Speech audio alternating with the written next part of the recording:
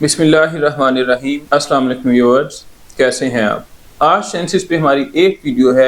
आज की इस वीडियो में इंशाअल्लाह हम बात करेंगे प्रेजेंट परफेक्ट कंटिन्यूअस टेंस के बारे में, जिसे उर्दू में हम फ़िलहाल मुकम्मल जारी कहते हैं। तो इसकी डेफिनेशन है अ tense in which an action is found partially completed and partially continuous at present is called present perfect continuous tense। यानी ऐसा टेंस जिसमें काम का कुछ हिस्सा मुकम्मल और कुछ हिस्सा मौजूदा ज़माने में जारी पाया जाए। फॉर एग्जाम्पल, वो 2 घंटे से खाना पका रही है, किसान सुबह से खेत में हल चला रहे हैं, हम 10 साल से इस मकान में रह रहे हैं। तो आइए चलते हैं इसकी टाइमलाइन की तरफ और हम देखते हैं कि ये टेंस किस तरह से टाइमलाइन पे रख के हम अंडरस्टैंड कर सकते हैं, और यहाँ से ही हम इंशाल्लाह इस टेंस को प्रेजेंट परफेक्ट टेंस में से डिराइव करेंगे। तो ये हमारे पास टाइमलाइन है जो कि ऑलवेज मूव्स टुवर्ड्स फ्यूचर।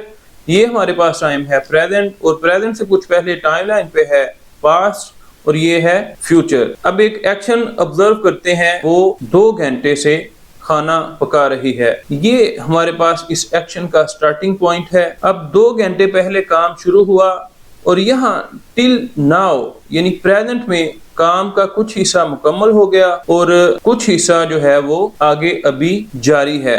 तो ये वाला हिस्सा जो एक्शन इज कंप्लीटेड, यानी यहाँ से स्टार्टिंग पॉइंट से लेके टिल नाउ यहाँ तक प्रेजेंट तक जो काम का हिस्सा मुकम्मल हो चुका है, उसको हम कहते हैं कंप्लीटेड पार्ट, और कंप्लीटेड पार्ट को नाम दिया जाता है परफेक्ट का।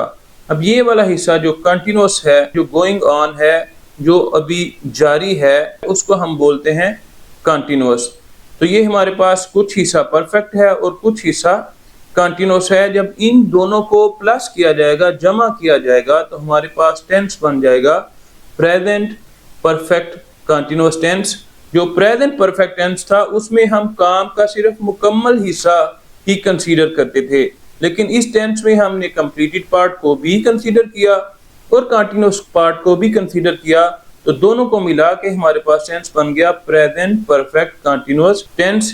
यानी here we include both perfect and continuous part of the action. यानी इस टेंस में हम काम का मुकम्मल और जारी हिस्सा दोनों शामिल करते हैं, इसलिए इस टेंस को फिलहाल मुकम्मल जारी कहा जाता है। आइए पढ़ते हैं अब इसकी स्ट्रक्चर को।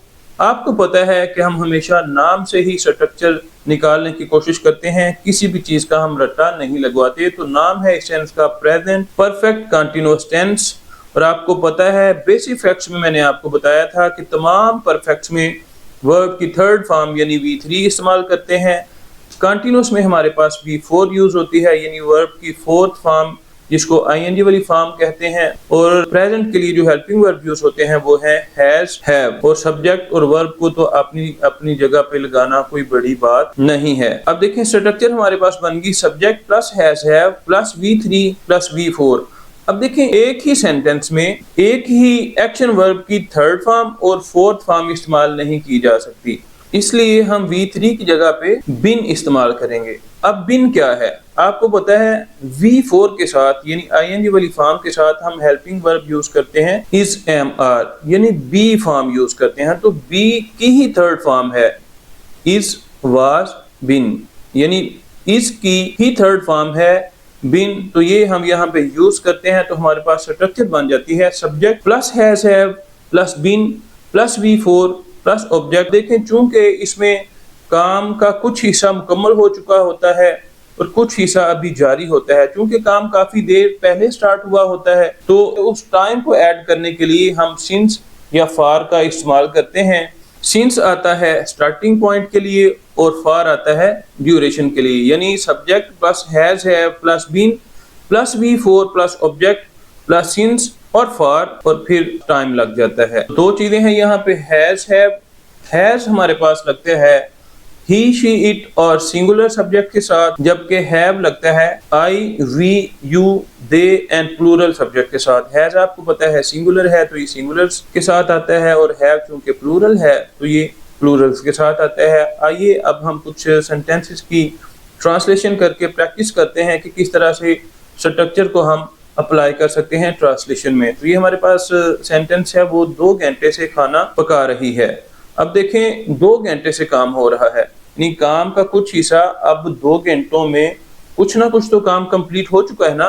तो जो काम कंप्लीट हो चुका है उसको हम परफेक्ट कहते हैं, और जो काम अभी जारी है उसको हम कंटिन्यूअस कहते हैं। सबसे पहले सब्जेक्ट हमने ट्रांसलेट किया शी, और उसके बाद हेल्पिंग वर्ब इसके साथ लगेगा हैज क्योंकि सिंगुलर है, उसके बाद बिन लगेगा, और बिन के बाद हम V4 यूज करेंगे, पकाना यानी कुक, V4 यानी कुकिंग इस्तेमाल करेंगे, और उसके बाद ऑब्जेक्ट यानी खाना लग जाएगा। तो हमारे पास ट्रांसलेशन बन जाएगी she has been cooking food for 2 hours. अब 2 घंटे हो गए हैं खाना पकाते हुए, तो 2 घंटे को अटैच करने के लिए हमने सिंस या फॉर का इस्तेमाल करना था। तो 2 घंटे चूंकि ड्यूरेशन है तो हम इसके साथ फॉर लगाएंगे। तो ट्रांसलेशन हमारे पास बन जाएगी she has been cooking food for 2 hours. किसान सुबह से खेत में हल चला रहे हैं। तो यहाँ पे सबसे पहले हम सब्जेक्ट की ट्रांसलेशन करेंगे जो कि है किसान, उसके बाद हम हेल्पिंग वर्ब लगाएंगे हैव, किसान चूंकि ज्यादा है तो इसलिए हेल्पिंग वर्ब हैव लगेगा। उसके बाद थर्ड फॉर्म यानी बी की थर्ड फॉर्म हम यूज करेंगे बिन, हल चलाना प्लो, तो इसकी V4 ING वाली फॉर्म हम लगाएंगे प्लोइंग, और उसके बाद हम ऑब्जेक्ट लगाएंगे फील्ड्स यानी खेत में। और उसके बाद चूंकि सुबह से ये हमारे पास स्टार्टिंग पॉइंट है, तो स्टार्टिंग पॉइंट जब हमारे पास गिवन हो तो हम सिंस लगाते हैं। तो ट्रांसलेशन हमारे पास बन जाएगी the farmers have been ploughing the fields since morning. यानी सबसे पहले हमने ट्रांसलेशन की सब्जेक्ट की किसान द फार्मर्स, उसके बाद हमने हेल्पिंग वर्ब यूज किया हैव, फिर बिन यानी थर्ड फॉर्म, और उसके बाद फोर्थ फॉर्म प्लोइंग, फिर ऑब्जेक्ट दी फील्ड्स, उसके बाद सिंस लगा के हमने स्टार्टिंग पॉइंट लगा दिया मॉर्निंग। तो हमारे पास ट्रांसलेशन बन गई the farmers have been ploughing the fields since morning. हम 10 साल से इस मकान में रह रहे हैं। सब्जेक्ट हमारे पास है हम यानी वी, उसके बाद हेल्पिंग वर्ब हम लगाएंगे हैव, उसके बाद बिन लगेगा जो कि थर्ड फॉर्म है, और उसके बाद रहना यानी लिव, इसकी फोर्थ फॉर्म लिविंग लगाएंगे, और फिर हम टाइम जो कि है 10 साल जो कि ड्यूरेशन है, मुद्दत है, अरसा है, इसके साथ हम फॉर लगाएंगे। तो ट्रांसलेशन हमारे पास बन जाएगी we have been living in this house for 10 years. हम 10 साल से इस मकान में रह रहे हैं।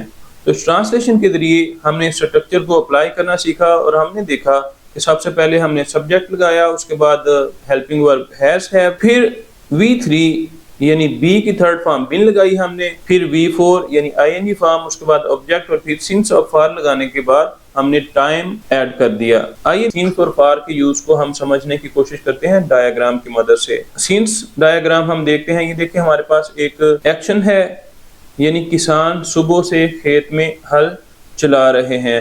अब सुबह से क्या है, स्टार्टिंग पॉइंट, यानी इस एक्शन में हमें स्टार्टिंग पॉइंट दिया गया है। तो जब हमारे पास स्टार्टिंग पॉइंट हो तो सिंस यूज होता है। तो since is used when starting point of action is given, a point when action started, it is not countable. यानी सिंस उस वक्त यूज होता है जब काम शुरू होने के वक्त को बताया गया हो, मसलन 1937 से या सुबह से। अब फार के यूज को समझने के लिए हम फार डायग्राम देखते हैं। ये देखें हमारे पास एक एक्शन है, हम 10 साल से इस मकान में रह रहे हैं। ये जो ग्रीन लाइन है ये हमें ड्यूरेशन बता रही है, यानी 10 साल। तो 10 साल हमारे पास ड्यूरेशन है। तो जब हमारे पास ड्यूरेशन हो तो हम फॉर यूज करते हैं, यानी for is used when duration और period of an action is given that can be counted. समझने की बात यह है कि स्टार्टिंग पॉइंट को हम काउंट नहीं कर सकते, यानी सुबह से ये एक स्टार्टिंग पॉइंट है, इसको हम काउंट नहीं कर सकते। इसके बरअक्स जब हमें पीरियड दिया होता है, ड्यूरेशन दिया होता है, तो उसको हम काउंट कर सकते हैं, मसलन 2 घंटे, 4 साल, 10 दिन वगैरह। यानी ये वो अरसा है, ये वो मुद्दत है जिसको हम गिन सकते हैं। तो जब हम मुद्दत को गिन सकते हैं तो फॉर यूज करते हैं, और जब स्टार्टिंग पॉइंट जिसको हम गिन नहीं सकते तो तब हम सिंस यूज करते हैं। आइए अब हम नेगेटिव्स और इंट्रोगेटिव्स की स्ट्रक्चर को देखते हैं। सिंपल की स्ट्रक्चर हमारे पास है सब्जेक्ट प्लस हैज है plus been plus V4 plus object. Time और ड्यूरेशन को ऐड करना हम बड़ी डिटेल के साथ पढ़ चुके हैं, इसलिए स्ट्रक्चर हम अब इसको मेंशन नहीं कर रहे। तो सब्जेक्ट प्लस हैज है plus been plus V4 plus object, ये हमारे पास है सिंपल। इसकी एग्जांपल है they have been playing cricket for 3 hours, यानी वो 3 घंटे से क्रिकेट खेल रहे हैं। नेगेटिव्स में हमारे पास स्ट्रक्चर होगी subject plus has have plus not plus been plus V4 plus object, यानी हैज हैव के बाद हम नॉट लगाएंगे।